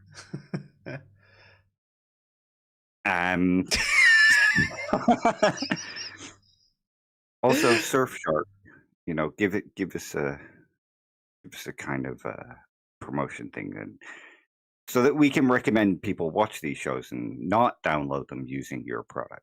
You know, they should become a sponsor. But yeah, it's one of those shows like The Good Place where not knowing very much going into it just adds to it. But I suppose like there might not be people who think about these things, and I think with a show like this, these kind of things are worth thinking about before going in, so that you can start picking up on them and start getting deeper enjoyment out of it, I guess. Yeah, that's fair. I do with certain movies, like, you know, go back and watch them again, having got to the end and understanding what's going on. They're the kind of like movies and TV shows that I like to go back through and go, right, now I know what this is actually about. What have I missed? Yeah, I love a show like that. And we're going to do the same with Severance. Yeah. Because I think there's a lot that you miss that kind of comes out at the end, and it makes you want to go back and go, well, wait a minute, what else did I miss? How did I miss that? Are these things obvious? Yeah. Well, maybe that's what we should do. We should wait until we've had 2 run-throughs and then we give it a proper review. Like the second time you go through it, jot down some notes for like each episode and some time codes, and I'll try and do the same. Yeah. I mean, there's a lot of channels that have actually started doing, like you get the channels that break down a lot of stuff, like the channel, is it called Heavy Spoilers? Where they'll take big shows and they'll go through and they'll pick out Easter eggs and things you might have missed, and kind of point them out. And there's a lot of channels who have done some pretty in-depth breakdowns on them now. Yeah, awesome. But Lone Wolf, have you watched Severance yet? If not, stop watching us. Start watching the first episode. No, he already said earlier he's forgotten all about it, and we just reminded him now. Fair. The acting is also top quality in it. It is. No, it is good. I mean, I'd actually forgotten about it. Dave has been telling me for weeks to watch it, and what was it? You reminded me yesterday, and I was just like, "What's that? What are you talking about?" Yeah. But you know, I had to watch rewatch Russian Doll. I tell you what, I'm looking forward to the second season myself. I think that was quite a good show. It took so long for the second season to come out, though. It's what, almost 4 years since it was released or something? I've not watched the first season. We started watching it and then something else came out. Fair. Or a bunch of stuff came out and it just kind of got pushed to the back because while we enjoyed it, it wasn't something that compelled us to watch. Yeah, that's fair. And it's on Netflix, so we knew it would always be there, and it's just something we've not actually kind of gone back to yet. Yeah, fair. I quite liked it. It wasn't as deep as something like this. There was definitely a light-hearted element to it, but I found it really enjoyable, and Katie really liked it. And it's nice finding those programs that you do sort of gel with like that with your partner as well. But yeah, anything I can do to try and get her thinking, you know, about some of these philosophical concepts, because I think she'd actually enjoy a lot of it. As she said to me the other day, I just hate the God stuff. It bores me. It's like, yeah, well, Understandable. Yeah. yeah, that's actually a very small percentage of what we actually talk about. Most of what we talk about tends to come back to morality or epistemology. Um, Generally, we cover all sorts of topics. It's just that, there are a lot of people who are interested in the philosophy of religion stuff. So from time to time, we do that. I mean, that's. I keep getting asked questions about like justifications, and I've been working on a post recently about my personal justifications for why I believe gods don't exist. And I thought, yeah, this will take me no time at all. Um, and I've probably been writing for 2 weeks. It might even be more than that. I don't know. I lose track of time. But yeah, it was one of those ones where I thought, well, what do I need to add to this? What do I need to add to this? And it's already, how I've got the summary for average words per minute that people read. It's got reading time 25 minutes so far, and I don't think I'm anywhere near done. And I don't know whether I should separate it into different parts of articles, because should it be 3 different articles? Because I start it off and I go, what is God? What do I accept as a god, and the types of gods that I don't think should be regarded as gods. And then it goes into my journey from being a Christian to being an atheist. So it goes through a lot of history there. And then it goes into a little bit of history of forming of answers in reason, and it goes into then the arguments against God's existing, and all the different things, and how some of those arguments were part of my original justifications, obviously in a more simplistic form, for no longer believing in certain gods, and other ones which I've obviously learned since, whilst trying to look into this topic more. And yeah, it's just massive, and it's just getting longer and longer and longer the more I write on it. And even in some parts, it's just like, there's this argument, and if you want to learn more about it, check this on IEP, or check this on Waldenpod, or I've given and it's still a 25-minute long read. And then, so if I was to actually read that out loud, that would take me twice as long as well. So it'd be an hour-long show. So yeah, maybe it needs to be split into 3 parts. I don't know, or maybe just let's separate it into pages. I think if anyone was to see an article that said 25-minute read, God no. Yeah, I mean, let's face it, most skeptics won't read more than a tweet. Yeah. Or the title of an article and then think they know everything about it.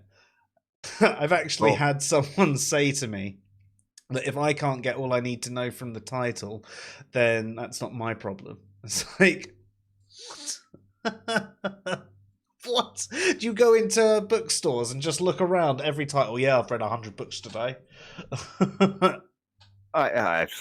Lord of the Rings, it's all about a lord who owns some rings. If there's more plot to it than that, then that's not my fault that they've had to got the title wrong and I can't know it. Yeah, there does seem to be a lot of anti-intellectualism when it comes to the skeptic and atheist community these days. Yeah. And they're so, especially these people that have said this sort of thing to me, are so sure of themselves about how smart and intelligent they are. Yes. Anyway, sorry, I've really gone off the thingy. Oh yeah, read it, set it to 5 times speed, and it'll take 5 minutes to read. Yeah, could do it that way. I speak so slowly that if you set me to 5 times speed, I just sound like a normal person. Yeah, I mean, I don't know if it's one that I'll ever do as an article reading. I think there's some other articles that we should probably cover off as article readings. Though I did like the format of the article reading I did on its own, and then the review that we did afterwards as well. It was a little bit easier to do it that way than reading live on air. But yeah, I think that was a format that was all right. And then we've also been tried out a couple of highlights. I still need to do a couple more highlights from that stream. The Godless Granny stream. I put those up.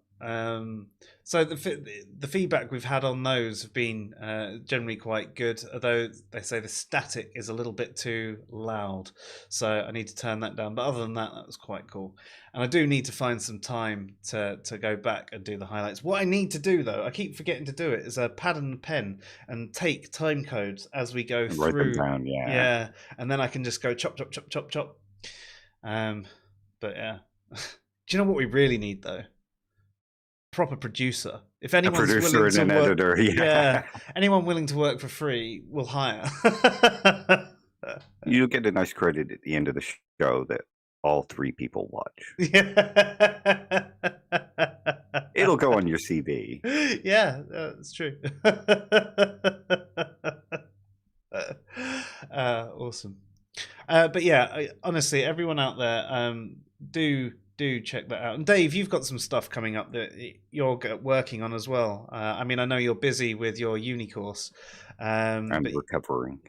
Yes, yeah. I am better. I mean, I've got some of the color back now. So I'm guessing I've got most of my blood back in my body. Yeah, you do look better. Yeah, I feel better. Yeah. Still just kind of feeling a bit worn out and drained, but what are you going to do? But yeah, I'm working on the Logic video. Hang on, let me have a look here at my desktop. So if you don't remember, Dave and I were discussing logic and reason and having better conversations with Godless Granny a little while ago. Yeah. And Dave, through doing it, wrote a load of notes. And you're back. Good. Yeah. I didn't even realize because I had the file explorer open. I couldn't even see that I'd frozen. Yeah, fair. So I mean, I was just saying, you wrote a lot of notes for the Godless Granny stream, and that's inspired you to do a video on logic. Yeah, just a really basic sort of intro to it. The kind of intro that I wish I could have had before going into studying logic. So just a really basic rundown of some of the ideas, how inferences work, and how certain types of arguments work, and what an argument is, that kind of thing. Because I generally find when you go to a lot of like logic videos teaching you logic, they already kind of assume a certain base level of knowledge. But when you actually speak, I know this is going to sound rude, but when you actually speak to a lot of atheists and skeptics, they don't even have that basic grounding. And I think a video that actually starts from that basic grounding and works its way up. I mean, you read my notes. They go through it in a really basic way, but I think they explain it kind of well. No, I agree with you. I think that was one of the reasons I did the what does it mean to be logical article as well. That was like a pre-intro to logic, really basic, not as good as the notes that you did, but it's. I mean, to be honest, I didn't even have the grounding that you're speaking of before we started doing the podcasts. I had an understanding of logic from being a programmer. So I did have that sort of logic under my belt, but I didn't necessarily have even the understanding of the difference between validity and soundness, for example. Yeah, and a lot of people don't. I mean, you think of how many people say the Kalam's not valid. Yeah, I know logic, the Kalam's not valid. Well, then you don't know logic. Yeah. So I think a video, and I might break it up into maybe shorts or, series. that goes through like chapters in a book, I guess, like an Yeah. intro chapter and then a chapter on how basic arguments work and inference, that kind of thing. I'm still kind of playing with it and writing the script when I've got some free time, but I've lost a couple of weeks due to what happened a couple of weeks ago. Yes, yeah, of course. I mean, I think it's an effective way to actually do things. I think that there are some people who do enjoy a longer stream and the conversation that they can have with us on here, but I think for like the one shot videos, they work better as like 5-10 minute pieces. It's a quick bit of information that they can dip into and come out of. I'm sorry, I'm even the same when I'm looking for new information sometimes, on a website. If I just need a quick answer for something, I'll go to an article and I'll do control F on the Control F. article, and search for the bit, and I'll go, right, yes, that's just the bit that I needed for right now. I don't need the entire article. And if they don't have that quick breakdown of that one little point, it's like, right, now I need to go back to shits because I don't have the time to always read the entire article. And if that bit's really useful, I'll try and come back to it. But there's even parts when I'm programming, there's certain things that I know how to do, but if I haven't done them for a long time, I need to come back to. And sometimes I get frustrated with things like some of the Microsoft documentation for this bit of SQL, maybe, because it's really, really, really, really, really, really long, and it's just like I just need to know at which point. One thing that I always used to forget was opening a cursor before doing the fetch command. It's in my head now, but it was like, why is my cursor not working? All I needed was just an example of a cursor, and you have to go through all this stuff first to get to it. And I think sometimes, like, if you were talking about logic, someone might just want to know, validity and soundness, for example, and then you've got that 2-minute, 5-minute video on what it is and a few examples, and then you go to the next one, and then it could be really, really useful for someone who needs just that bit of information. Yeah, I agree. And I think this is sort of leads into another reason why I kind of want to do it like the way I'm choosing to do it. When you often hear somebody mention validity and soundness, they'll say, well, validity means that the structure of an argument is good, the inferences follow, and the conclusion necessarily follows from the premises. And then that's the description of validity. But I feel like oftentimes there's a bit missing, which is showing why the inferences follow and why the conclusion follows. And I want to sort of put a little bit of those kind of details in it as well. That'd be really good. Yeah. Lone Wolf says, I had a situation the other day where a guy was barking at me, calling me a mad logic atheist and referring to himself as a science atheist, as if science operates without logic. So I was so confused. I mean, he could be. No, you'll know who it is. She appears in our Facebook group as well. Not that one. Yeah, I can't remember what her name is. But she's like, well, sociology has p-values. Without p-values, you can't have anything and you can't know anything. I destroy atheists with science, and I show that atheists are science deniers. That one, yes, yeah. So the person who keeps having to create new accounts. That's the one. Yes. Okay.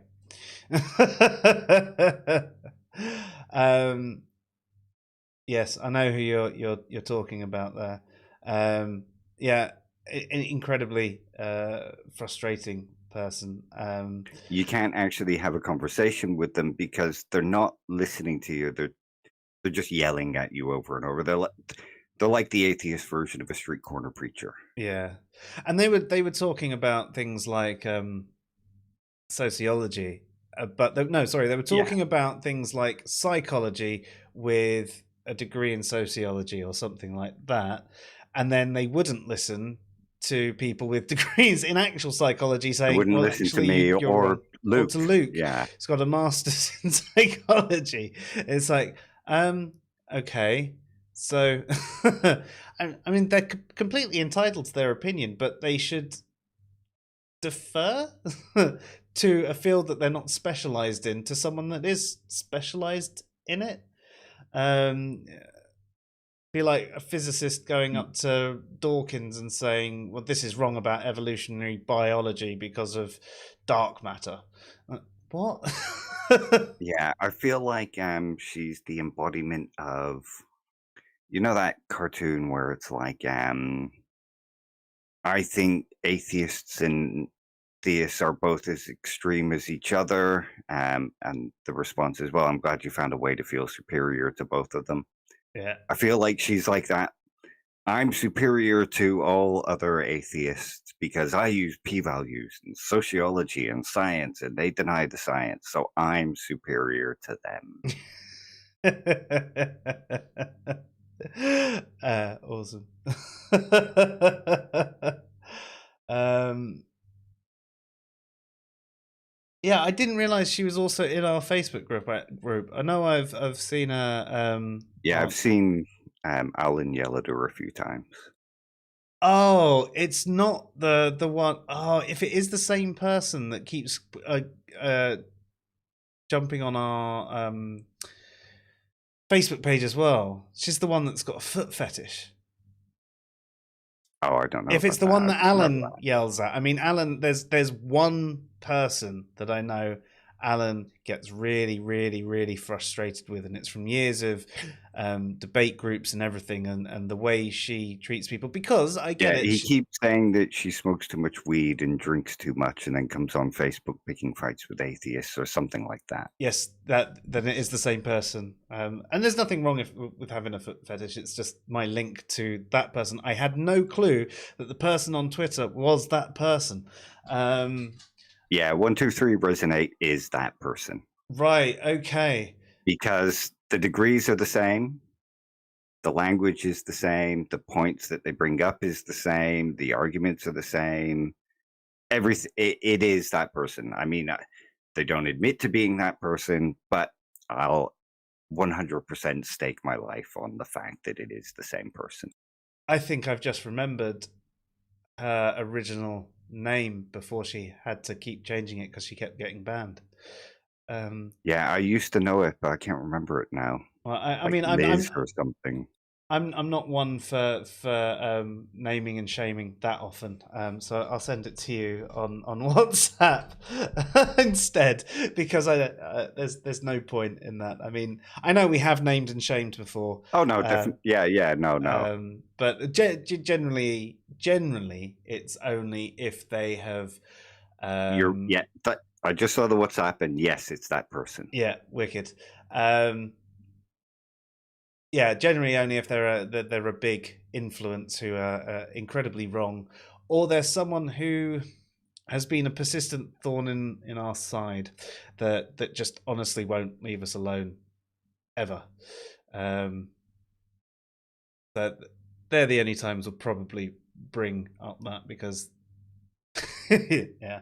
So Craig, you hello. You create new accounts to destroy atheists all over again and just keep destroying. He Nice to destroys have them so hard that he blows up his own account while doing it. That's how much destruction he causes. you. Nice to have you here. How do I know that she had a foot fetish? Because before she started getting drunk and going on these rants, it came up in a conversation, I guess. I can't remember. It's past knowledge. There's also I'm sure it said something like that on her profile, and there were lots of pictures of feet and things like that. But yes, Shannon, nice to have you here. What did you walk in on?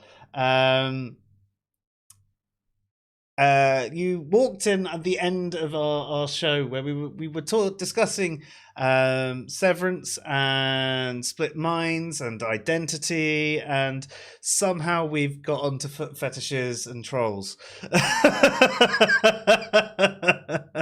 I blame Lone Wolf. Yeah, somehow that came up from me asking Dave to just talk about a video he's working on. Yeah, it is your fault, Wolf. Philip's not here to blame.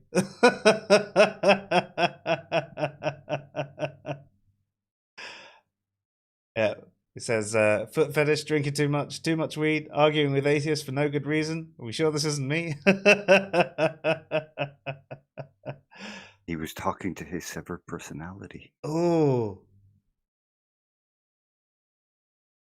that's interesting, isn't it? A different concept, severed personality with a different gender. Yeah, there's a really interesting part that goes on later in the show that something akin to what you just mentioned. Oh, I can't wait. Yeah, and it's something I wanted to bring up, but I don't think I could because it's heavy spoiler material. Fair. I really want to see this. I really want to get to the end of this show. No, it couldn't be you, Shannon. No way.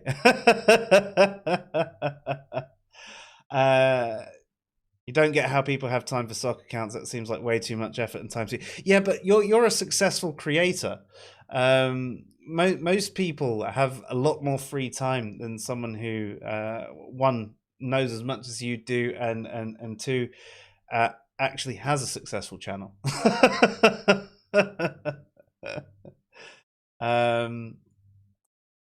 But yes, just catching up. Yes, exactly. You have a hard time keeping up with your own social media accounts, and yeah, it's because you're successful and you do a good job. I'm not successful, and I have a hard time keeping up with my social media accounts. I get like 3 messages and tweets a day. I'm just too obsessed with it all. I don't even want to be on there, and I just constantly open the apps up. But I'm doing really good, I feel, for how addicted I am to just not responding. I sort of open the app and go, no, I don't want to respond to any of that. And I open it up again 30 seconds later. No, I still don't want to respond to any of that. And then I get tagged in something and I get caught in a 3-day pointless conversation.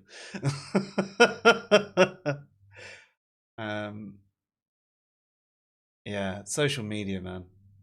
It was. I honestly believe that when it first came out, like, it was really cool and new and a great connective sort of thing. And I just, I wish I wasn't so deep into it now. It's like anything else the human race creates, in that it has all these amazing possibilities and brilliant applications, and it basically is just used for picking fights. Yeah, it is, unfortunately. For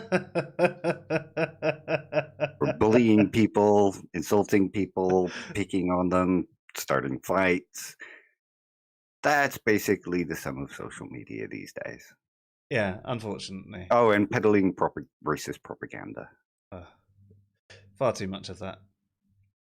Yeah. Anyway, I think that we've gone off piste long enough for tonight. It's been a really enjoyable conversation, and once again, we can't recommend Severance enough. It's a TV show on Apple TV. Pirate it though, because Apple doesn't deserve any money. Definitely worth watching, and I think we will at some point in the future cover more content and include more spoilers. But right now we just wanted to discuss the concepts within it. So if you are just tuning in now, I do apologize that we've already gone through all the content. But we did discuss things like identity, the difference between the person and the man. You know, the difference between like your body and your actual self. Branched personality. We did sort of do comparisons with DID, dissociative identity disorder, and moral responsibilities of each personality, and where culpability might lie, ethical responsibilities of the company, and all sorts of interesting stuff. And then we trailed off into a few different hypotheticals that don't actually happen in the show at all. They were just like, oh, what about if this happened to a soldier, or so on and so forth. And yeah, hopefully you'll give it a replay and let us know what you think. Please, everyone, just leave us some comments if you like sort of content like this. We would like to know.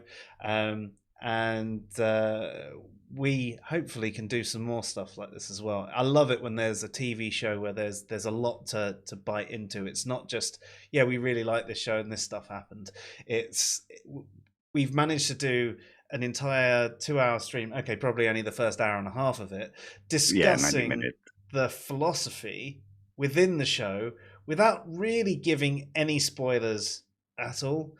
And that's brilliant. And like I said, we'd like to do a show where we actually do discuss stuff that happens in the show in more detail. Like go into Black Mirror episodes and stuff like that. Yeah. Well, actually, Clairview does that, doesn't she? She goes into Black Mirror episodes. She does, occasionally. Yeah. She's definitely and she's really good. Out. Yeah.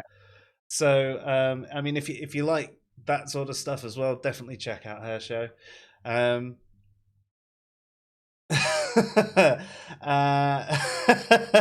There's another Dave. Oh my god. Have we got the Council of Daves? Very scared. Oh, are we essentially Rick and Morty, Dave? Yeah, well, I'm a cantankerous old man, so... I'm just an idiot. Oh, Rick and Morty.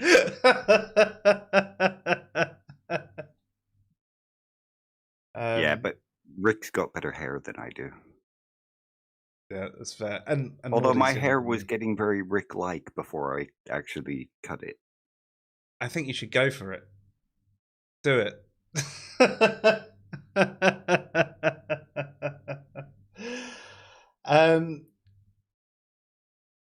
Yes, it's the facts. Right, anyway, thank you everybody who has tuned in. Thank you. We've really enjoyed it, and yeah, I've enjoyed discussing this. It's as I said, I'm only 3 episodes in and I loved it. Dave's watched the season. We're going to watch it again. We're going to go back through, but all of you, make sure you check out Severance. And I'd love to have a chat with all of you about it in the future. It doesn't have to be on a live stream. It could be in our Discord or on Twitter or anything like that. I'd love to have a chat. But yeah, check it out. And also, whilst we're at it, I would like to say, check out the new video on moral realism. It's a sci-fi short recently released. It's only about 9 or 10 minutes long. Definitely worth checking that one out. It's only about a week old, so yeah.